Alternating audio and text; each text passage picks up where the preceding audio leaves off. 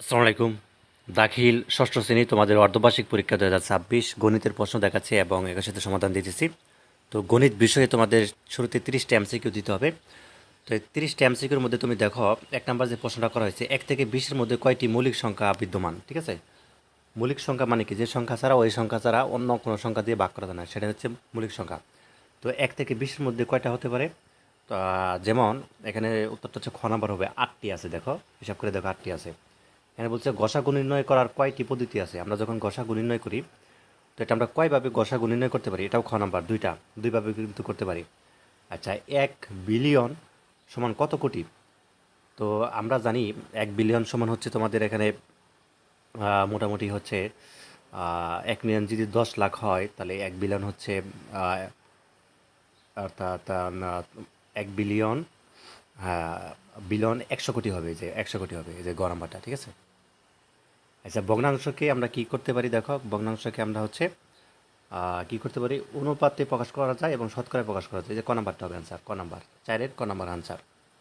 আচ্ছা, এরপর দেখো 5 নাম্বারটা। তো 5 নাম্বার এখানে আমাদেরকে বলছে দুটি সংখ্যার গসাগু হচ্ছে 12 এবং লসাগু 220, এদের গুণফল কত হবে? তাহলে এটা যদি আমরা গুণফল করি তাহলে দেখো এটা কত আসে। এটা হচ্ছে খ নাম্বার আসবে 2440। এখানে একটা সমতুল ভগ্নাংশ আসলে এখানে কোনটা? এখানে আমাদেরকে দেখো এটা সমতুল ভগ্নাংশ হচ্ছে যায়, এখানে হচ্ছে খ নাম্বারটা হবে, ঠিক আছে? 14/12। কীভাবে বুঝলাম? যে 7 × 14, 14 × 12, ঠিক আছে? আচ্ছা, এখানে একটা উদ্দীপক দেওয়া আছে। এখানে আমাদের 7 নাম্বার যে আনসারটা সেটা হচ্ছে গ নাম্বার হবে, এই যে এটা, ঠিক আছে? এটা আনসার হবে। তো তারপরে হচ্ছে আমরা 8 নাম্বার প্রশ্নে চলে যাব। হ্যাঁ, তো 8 নাম্বারটা দেখো। 8 নাম্বার এখানে আমাদেরকে বলছে যে অর্থাৎ বাগানটির পরিসীমা কত? ওই যে একটু আগে যে উদ্দীপকটা দেখলাম, এটা হচ্ছে খ নাম্বার আনসার হবে, অর্থাৎ 3/7। আচ্ছা, এখানে 9 নাম্বারটা দেখো, -5-এর পরবর্তী সংখ্যাটি কত হবে, তাই না? তো -5-এর পরবর্তী সংখ্যাটি হচ্ছে তোমাদের -4 হবে, ঠিক আছে? নিচের দিকে আসবে, যেহেতু মাইনাস হয়ে কম দিকে আসতেছে। আচ্ছা, তারপর দেখো নিচের কোনটি সঠিক, নিচের কোনটি সঠিক, ঠিক আছে? লেস দেন কোনটা সঠিক, এটা আমাদের যদি ক্যালকুলেশন করি তাহলে দেখো এটা ক নাম্বার আসবে, ঠিক আছে? কীভাবে? -1-এর চেয়ে আবার ছোটো কিন্তু 0। আচ্ছা, এরপর দেখো 11 নাম্বার, +6-এর যোগাত্মক বিপরীত রাশি কোনটা হবে? 11 নাম্বার হচ্ছে খ নাম্বার আনসার, -6 হবে, ঠিক আছে?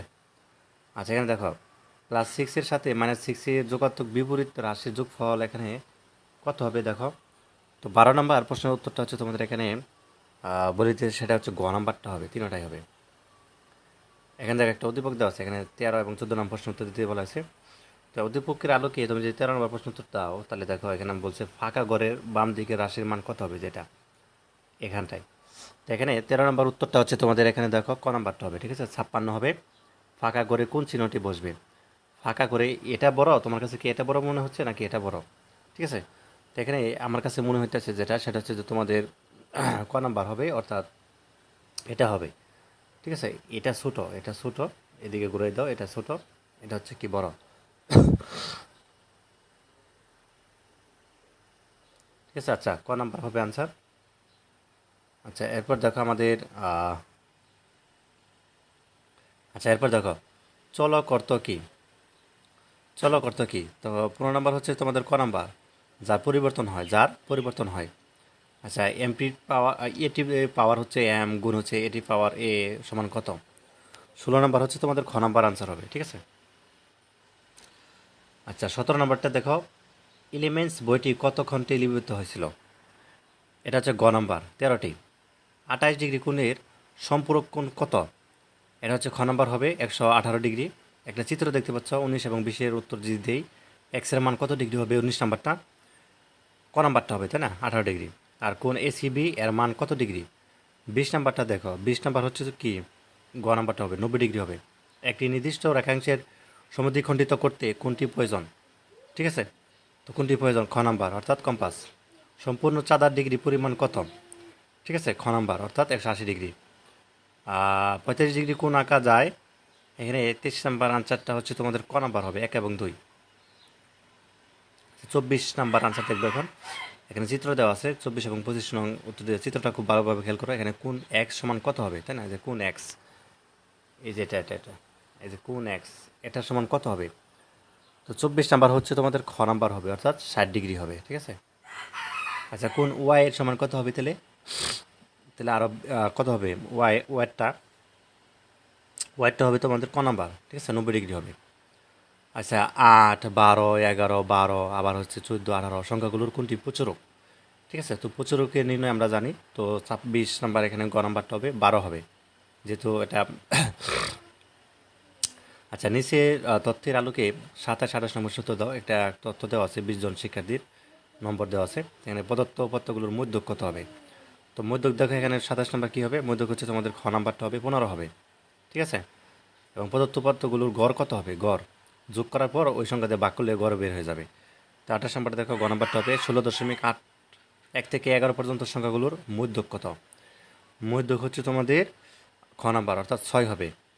উপাত্তের যে সংখ্যাটি সর্বাধিক বার থাকে তাকে কি কয়? তো তাকে হচ্ছে তোমাদের প্রচুরক কয়, প্রচুরক।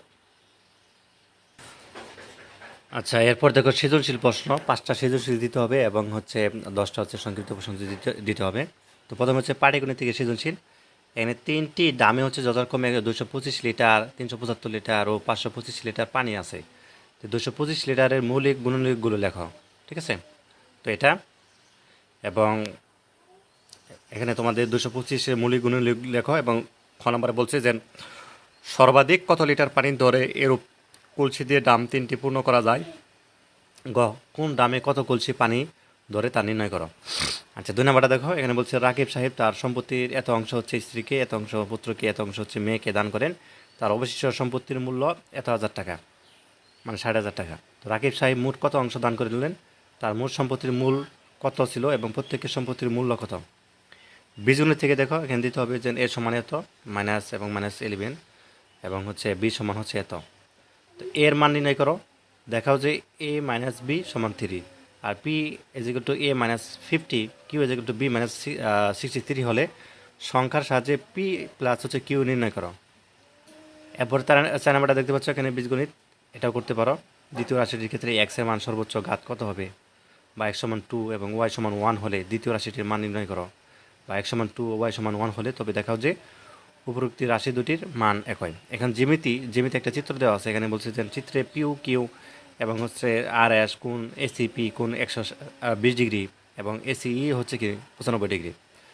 কোণ এসিপি এবং বৃহৎ কোণ সন্নিহিত কোণ কোনটি? আর প্রমাণ করা যে কোণ এসিপি সমান কত কি কোণ বিসি কিউ। আর চিত্র হতে কোণ এক্স ওয়াই এবং কোণ ওয়াই এর মান নির্ণয় করো। আচ্ছা, তারপরে 2 নম্বরটা করতে পারো। দেওয়া আছে যে 7 সেন্টিমিটার দৈর্ঘ্যের একটি রেখাংশ, উক্ত রেখাংশটি আঁকো।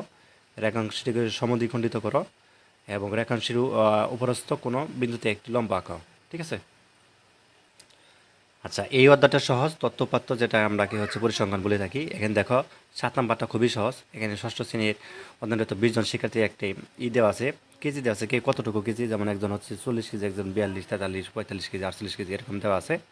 তো এখানে বলছে বিন্যস্ত উপাত্ত কি?